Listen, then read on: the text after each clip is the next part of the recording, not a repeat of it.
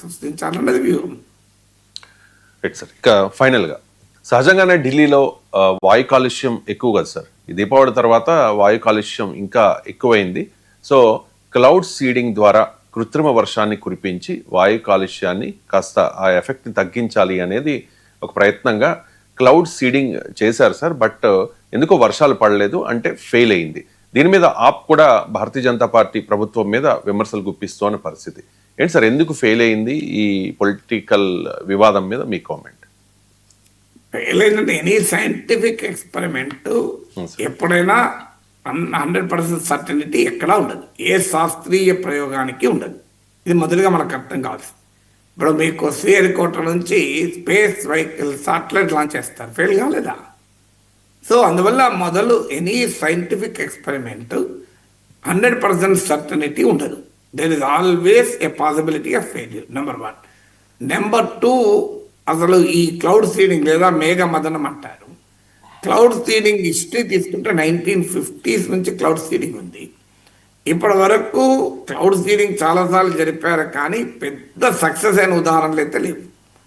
అందుకే మీకు 2019లో కూడా కేంద్ర ప్రభుత్వము క్లౌడ్ సీడింగ్ పైన పార్లమెంట్కి ఇచ్చినటువంటి నివేదికలో కూడా చెప్పింది ఏంటి అంటే ఇది ఇక అనివార్యమైన సిచ్యువేషన్లో మాత్రమే, ఎమర్జెన్సీ కండిషన్స్లో మాత్రమే క్లౌడ్ సీడింగ్ ప్రయోగాలు జరగాలి అని. ఇప్పుడు ఢిల్లీలో వివిధ రౌండ్ల క్లౌడ్ సీడింగ్ కాస్ట్ 30 కోట్లని. సో ఇప్పుడు ఢిల్లీలో చలికాలం ఈ పొల్యూషన్ చాలా తీవ్రంగా ఉన్నమాట నిజం. వర్షాకాలం వస్తే నేచురల్ రైన్సే వస్తాయి ఢిల్లీలో. అసలు ఒక్కరోజు కూడా నేచురల్ రైన్కి అవకాశం లేనప్పుడు క్లౌడ్ సీడింగ్ చేసినా అర్థం ఉంది. కానీ నేచురల్ రైన్స్ ఇప్పుడు వస్తాయి. ఇప్పుడు తక్షణం పొల్యూషన్ మరి క్లౌడ్ సీడింగ్ తగ్గించగలుగుతుందా? కృత్రిమ వర్షాలు అనేది క్వశ్చన్. మన ఆంధ్రప్రదేశ్లో కూడా మీకు గుర్తుండే ఉంటుంది, గతంలో కూడా ఈ క్లౌడ్ సీడింగ్లు జరిగాయి. అనంతపురం ప్రాంతంలో కృత్రిమ వర్షాలు కురిపించాలని దీనిపైన చాలా చర్చ కూడా జరిగింది. అందువల్ల క్లౌడ్ సీడింగ్ ఎంత మేరకు సైంటిఫిక్గా వయబుల్ అనేది 2వ పాయింట్.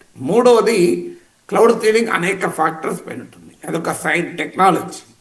అది ఏంటి అంటే మేఘాలు ఉండాలి, ఫస్ట్ కండిషన్. మేఘాల్లో మాయిశ్చర్ ఉండాలి, ఒక ఆల్టిట్యూడ్లో ఉండాలి. ఇంకా అంతకన్నా హై ఆల్టిట్యూడ్ కనుక మేఘాలు ఉన్నా ఇప్పుడున్న టెక్నాలజీతో ఆ మేఘాలను వర్షింప చేయలేరు.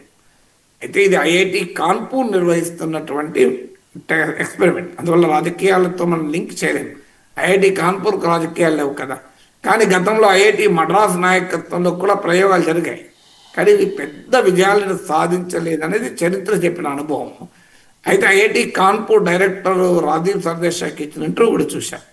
అందులో ఆయన అనే వాదన ఏంటంటే నిజమే వర్షం పడలేదు, వర్షం పడిందా అనే విషయంలో చూసినప్పుడు ఫెయిల్యూరే కావచ్చు, కానీ మీకు పొల్యూషన్ లెవెల్స్ అంట 2.5 PM పార్టికల్స్ అని 10 PM పార్టికల్స్, ఇలా రకరకాల టెక్నికల్ నేమ్స్ ఉన్నాయి.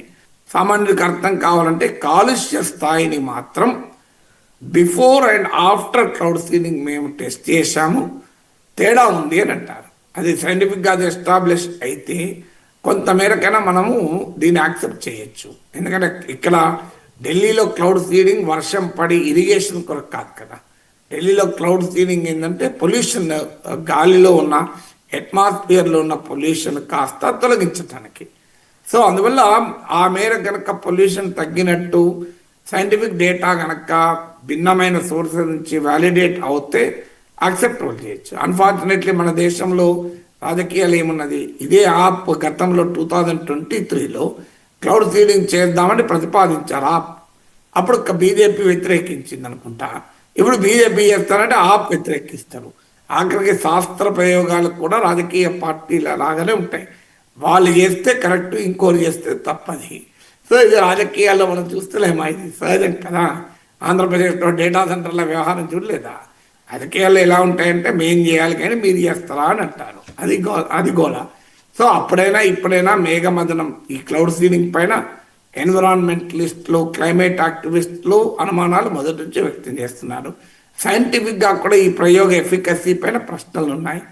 అది ఎమర్జెన్సీ సిచ్యువేషన్లో చేయాలనేది కేంద్ర ప్రభుత్వ సూచనలు కూడా.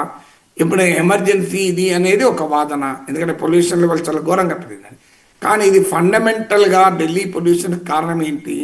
భయంకరమైన ట్రాన్స్పోర్ట్ ఒక కారణము, దాంతోపాటు స్టబుల్ బర్నింగ్, అగ్రికల్చరల్ వేస్ట్, పక్కనున్న పంజాబ్ హర్యానాల్లో అగ్రికల్చరల్ వేస్ట్ బర్న్ చేయడం ఒక కారణము.